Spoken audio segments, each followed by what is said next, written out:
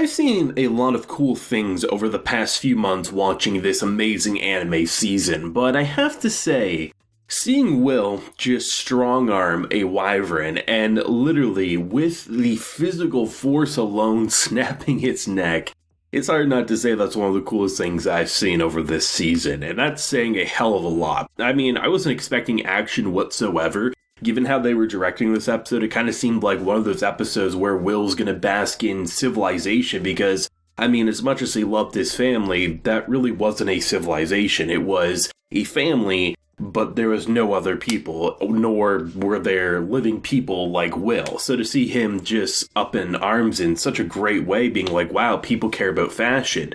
There's a society there. It really feels like kind of going back to probably his original life, but really just seeing how they're thriving and they're not being attacked by monsters until, well, the end of the episode. But still, it felt like one of those episodes that it was going to be more slice of life focused. And to see what went down with that wyvern attack and then the kind of like cliffhanger with the leader, I mean, it's hard to say exactly what the motive is because while watching his conversation with Will, my initial assumption was either they're gonna go the direction of like he wanted that wyvern to destroy and like his guards would then obviously take care of it. The people would then worship him saying, oh, thank you, without your leadership we couldn't have dealt with it. But then when you have someone and his partner who apparently is 4 men in one, that could obviously piss him off. Or they could go even more sinister, like they wanted multiple people to die for some reason. But I feel like it's going to be more on the kind of jealousy angle, mainly because if you're a leader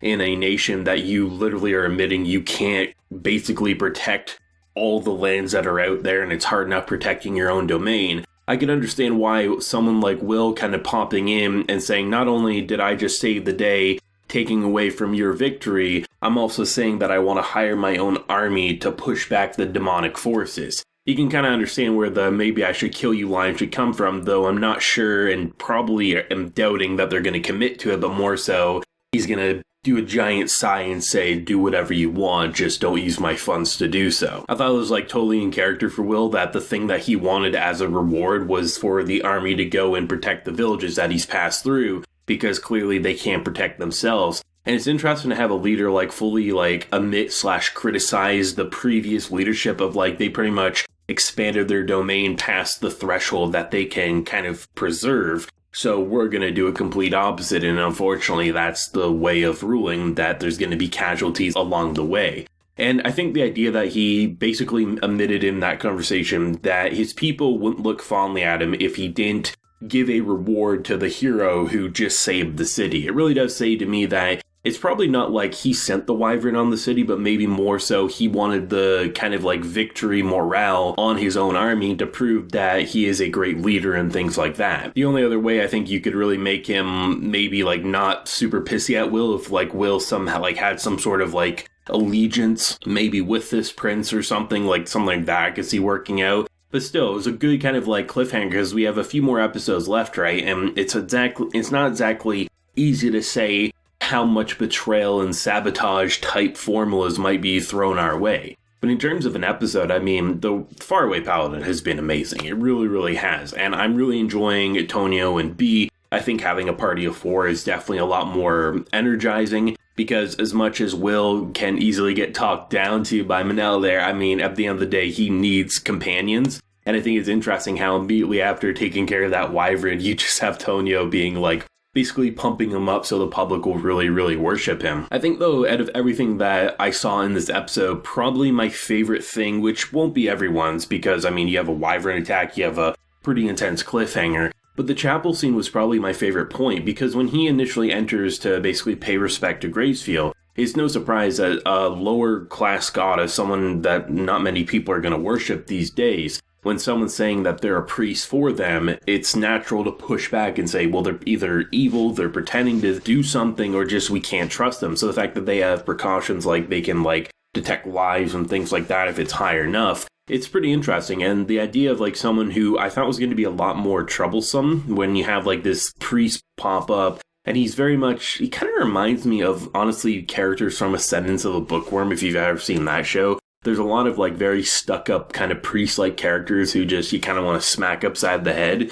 He kind of reminded me of them initially, but then when you really got to see the fact that he may be stubborn and a bit of a pain in the ass, it seems like the way he kind of goes about his day is that because when Will said, like, you know, the reason that I follow Gracefield is that without death there can't be life, it very much like he understands the different beliefs of all the different gods, and immediately, without even checking if he was lying or not with the spells and, you know, enchantments, whatever they use, he immediately bought into it. I really like that scene because you got across that some random schmuck coming in saying he's, you know, a worshiper of Gracefield and he's passing across a blessing. Like, you don't want to give them access to maybe restricted areas that very well could be bad in the hands of evil spirits and things like that. But at the same time, someone with a lot of experience can really get across that this man's not bullshitting, even if I don't like the god he's worshipping or anything like that. And I think the idea of like the religious and familia aspect about this show is something you really just don't see, because when it comes to the family, I mean, Blood, Mary, Gus, we could have easily forgot about them. Gus is still chilling doing his thing, but Mary and Blood are gone, right? But from backstories, hearing tales about the adventures they went on,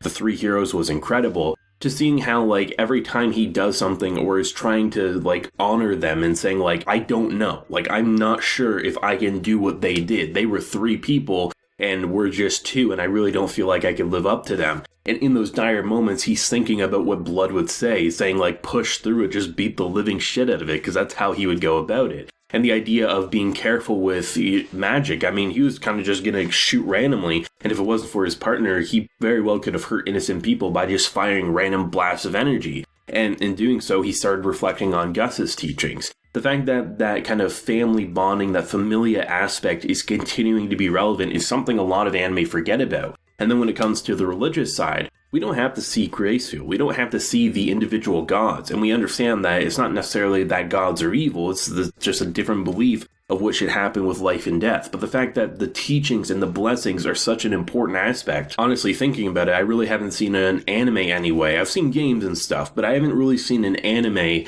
tackle religion in the way that they're doing without it feeling like, oh, it's forcing a message about beliefs and things like that. No, it just feels genuine for the world, similar to how multiple religions in our own world are just genuine for people's beliefs. It's not just a crazy person on the street telling you you're going to hell. And I honestly feel like anime doesn't get those two things right all that often, and they definitely don't get it right when they're a part of the same series, but that's what makes this show so great. I like the action. I like how he's incorporating so many different maneuvers and physical aspects to take down a giant creature.